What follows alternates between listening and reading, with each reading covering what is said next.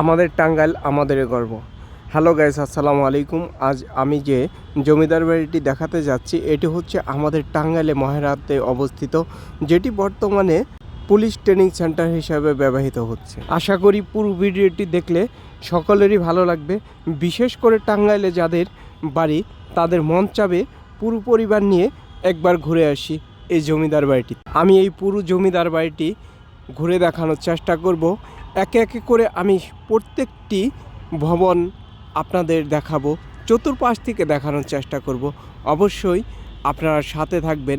এখানে বাচ্চাদের জন্য রয়েছে খেলার মাঠ, তেমন রয়েছে একটি শিশু পার্ক, এখানে রয়েছে পুলিশের একটি জাদুঘর, যা ব্রিটিশ আমলের অনেক কিছুই দর্শনার্থীদের দেখানোর জন্য সংরক্ষিত আছে। এখন আমার পিছনে যে পতাকা সহ ভবনটি দেখতে পাচ্ছেন এটি হচ্ছে প্রশাসনিক ভবন।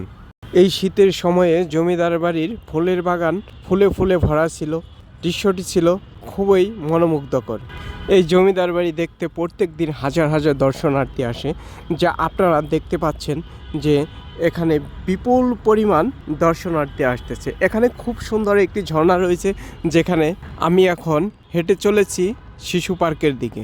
এই জমিদার বাড়ির শিশু পার্কটিতে ঢুকতে গেলে অবশ্যই আপনার জুতা খুলে এখানে প্রবেশ করতে হবে, কারণ এখানে সবুজ কার্পেট দিয়ে মোড়ানো এই সম্পূর্ণ শিশু পার্কটির দৃশ্য খুবই মনোমুগ্ধকর।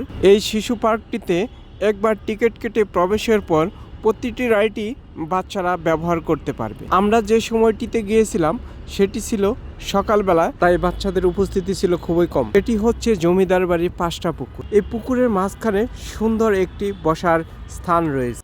জমিদার বাড়িটিতে রয়েছে প্রাণী জগৎ, যেখানে নানান প্রজাতির প্রাণী রয়েছে।